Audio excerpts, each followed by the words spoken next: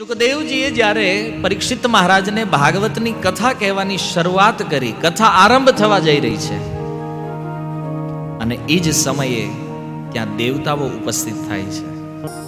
અમૃત લઈ અને દેવતાઓ આવ્યા અને સુખદેવ ગોસ્વામીને આવીને કીધું, હે સુખદેવજી, આ અમૃત તમે લ્યો, પરીક્ષિતને પીવડાવી દો, એ મૃત્યુથી બચી જશે, અને બદલામાં અમને ભગવાનની કથા અમૃત પ્રદાન કરો. બહુ અદ્ભુત પ્રસંગ છે આ, અને વારંવાર કહેવો ગમે, સાંભળવોય ગમે એવો પ્રસંગ છે. દેવતાઓએ જ્યારે સુખદેવજીને કીધું કે અમૃત લઈ લ્યો અને બદલામાં ભગવાનની કથા અમૃત આપો, ત્યારે સુખદેવજીએ પરીક્ષિત મહારાજ સામે જોયું.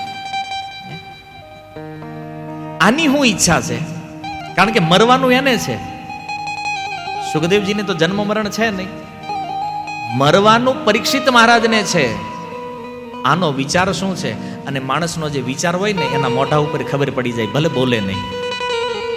હે, તમે કોકને જઈને કહો કે મને તમારા રૂમમાં રહેવા દો, એની ઈચ્છા ન હોય તે મોઢા ઉપર ખબર પડી જાય કે હા નહીં ઘૂસવા દે.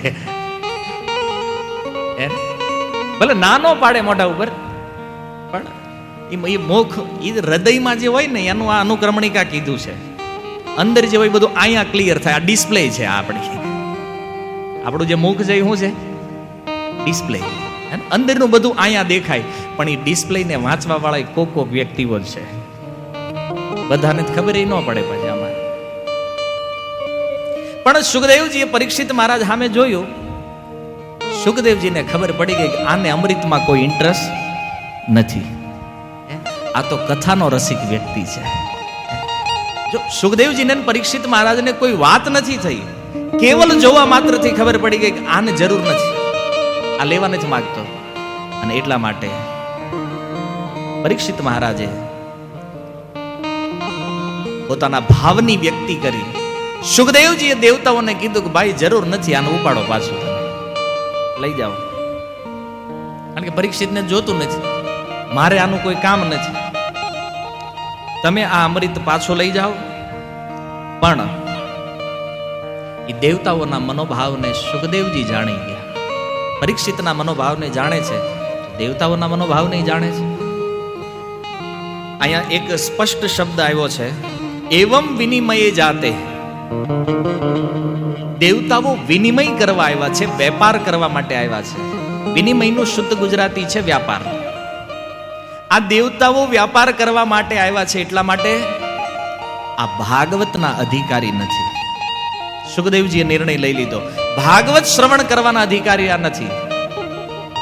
હવે આ પ્રસંગમાં એક પ્રશ્ન અહીંયા એ ઉભો થાય કે સ્વર્ગલોકની અંદર રહેવા વાળા દેવતાઓ જો ભાગવતના અધિકારી નથી, તો શું આપણે ભાગવતના અધિકારી છીએ અહીં હરિદ્વારમાં જે બેઠા છીએ?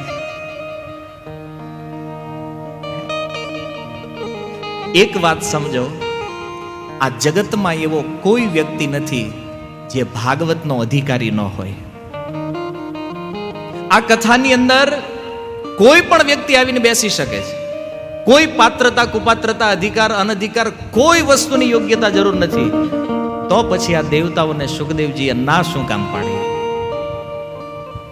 કે તમે કથામાં નહીં? એનો ઉત્તર સુતજી આપ્યો છે, એવમ વિનિમયે જાતે. આ એનો ઉત્તર છે ભાગવતમાં. એની વ્યાપારી બુદ્ધિ છે, વેપાર કરવા માટે આવ્યા છે, એટલા માટે ના પાડી દીધી, નીકળો. આ તમારું અમૃત લેતા જાઓ. અને તમે, સુખદેવજી ત્યાં સુધી કહે છે કે મારા શબ્દ જ્યાં સુધી સંભળાય છે એ બાઉન્ડ્રીની બહાર વયા જાઓ. તમે ભાગવતના અધિકારી નથી. વ્યાપાર કર્યો છે ને, અમૃત આપી અને ભગવાનની કથા અમૃત ખરીદવા નીકળ્યા છે.